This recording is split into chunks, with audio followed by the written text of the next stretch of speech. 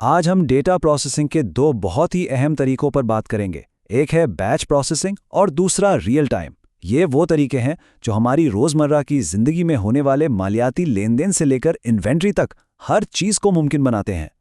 कभी सोचा है कि तनख्वाह का चेक जब आता है तो उसे क्लियर होने में कई दिन, कभी-कभी हफ्ते लग जाते हैं, लेकिन जब हम क्रेडिट कार्ड स्वाइप करते हैं तो काम फौरन हो जाता है, बिल्कुल फौरन। यही सवाल हमें डेटा प्रोसेसिंग के दुनिया के दो बिल्कुल अलग-अलग तरीकों की तरफ ले जाता है। अच्छा, इसे यूं समझे जैसे ये दो अलग अलग लेन देन की कहानी हो। एक वो जिसमें इंतजार करना पड़ता है और दूसरी वो जो पलक झपकते ही मुकम्मल हो जाती है। और इनके दरमियान ये जो फर्क है ना, ये इनके प्रोसेस होने के तरीके की वजह से।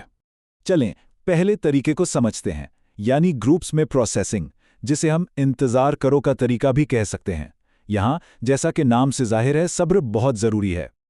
तो ये बैच प्रोसेसिंग आखिर है क्या चीज? देखें, ये एक ऐसा सिस्टम है जहां काम को पहले जमा किया जाता है। हर ट्रांजैक्शन को अलग अलग निपटाने के बजाय एक जैसी ट्रांजैक्शंस को इकट्ठा करके एक ग्रुप यानी एक बैच बना लिया जाता है और फिर उस पूरे ग्रुप को एक साथ प्रोसेस किया जाता है। इसकी सबसे आम मिसाल पेरोल सिस्टम है। कंपनी क्या करती है, वो महीने भर तमाम मुलाजमीन के टाइम कार्ड्स जमा करती रहती है। फिर महीने के आखिर में इन सबको एक बड़े बैच में डालती है और फिर इस पूरे बैच को एक ही दफ़ा प्रोसेस कर देती है और आखिर में सबको तनख्वाहें मिल जाती हैं। ये एक बहुत ही मुनज़्ज़म तरीक़ाकार है। तो सवाल यह है कि इसे इस्तेमाल क्यों किया जाए। वजह यह है कि जब बहुत सारी एक जैसी ट्रांजैक्शंस हों तो ये तरीका बहुत ज़्यादा मौसर साबित होता है। एक साथ काम करने से वसाइल की बचत होती है, सिस्टम भी निस्बतन सस्ते और आसान होते हैं, और चूँकि सब कुछ एक साथ होता है इसलिए किसी गलती को पकड़ना और हिसाब किताब रखना भी काफ़ी आसान हो जाता है। इसको समझने के लिए कपड़े धोने की मिसाल लें। सोचें, क्या सिर्फ एक कमीज धोने के लिए पूरी वॉशिंग मशीन चलाना समझदारी है? बिल्कुल नहीं, ये तो वसाइल का ज़िया है। लेकिन अगर आप इंतजार करें कि कपड़ों का एक पूरा ढेर जमा हो जाए तो आप पानी और बिजली दोनों बचाते हैं। बैच प्रोसेसिंग बिल्कुल इसी उसूल पर काम करती है। अच्छा, अब आते हैं दूसरे तरीके पर, यानी फौरी प्रोसेसिंग, जिसे हम अभी करो का तरीका कह सकते हैं। यहाँ इंतजार की कोई गुंजाइश नहीं होती। रियल टाइम प्रोसेसिंग, जैसा कि नाम से ही जाहिर है, बैच प्रोसेसिंग का बिल्कुल उलट है। यहाँ हर ट्रांजैक्शन को ठीक उसी वक्त प्रोसेस किया जाता है जब वो होती है। कोई ग्रुपिंग नहीं, कोई इंतजार नहीं, हर चीज़ फौरी होती है। इसकी बेहतरीन मिसाल किसी भी स्टोर पर खरीदारी है। जैसे ही कैशियर कोई चीज़ स्कैन करता है, सिस्टम फौरन उसकी कीमत बताता है, साथ ही स्टोर की इन्वेंट्री को भी अपडेट कर देता है और चंद सेकंडों में आपकी अदायगी प्रोसेस हो जाती है। सब कुछ इसी लम्हे हो रहा होता है। इस तरीके के फ़ायदे बिल्कुल वाज़ेह हैं। मालूमात हमेशा ताज़ा तरीन रहती है। अगर कोई मसला हो तो उसे फ़ौरन पकड़ा जा सकता है और ठीक भी किया जा सकता है। और ये तमाम मुख्तलिफ कारोबारी निज़ामों जैसे इन्वेंट्री और सेल्स को एक दूसरे से जोड़कर एक मुकम्मल और अप टू डेट सिस्टम बना देता है। चलें वापस चलते हैं अपने कपड़े धोने वाली मिसाल पर। यह बिल्कुल वैसा ही है जैसे आपकी किसी एक कमीज पर दाग लग जाए और आप इसे फौरन धो लें। काम तो हो जाएगा, आपकी कमीज साफ हो जाएगी, लेकिन सिर्फ ही कपड़े के लिए पूरी मशीन चलाना इतना मौसर नहीं है।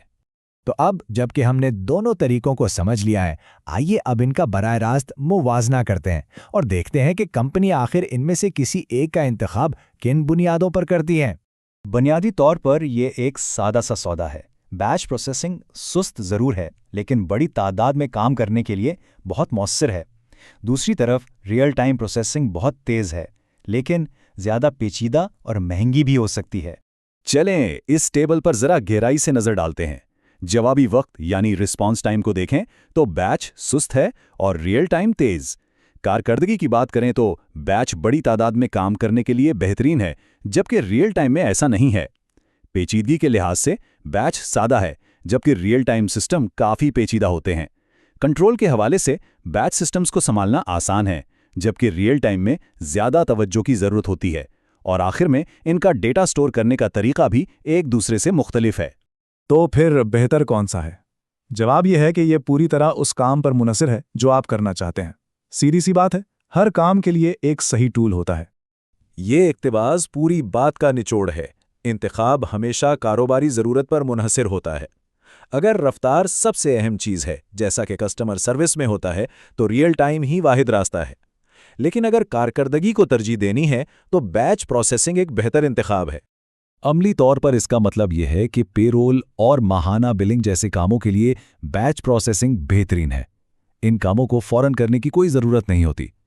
दूसरी तरफ ऑनलाइन शॉपिंग, स्टोर चेकआउट और इन्वेंट्री मैनेजमेंट जैसे कामों के लिए रियल टाइम प्रोसेसिंग नागुज़ीर है, ताकि कारोबार बगैर किसी रुकावट के चल सके।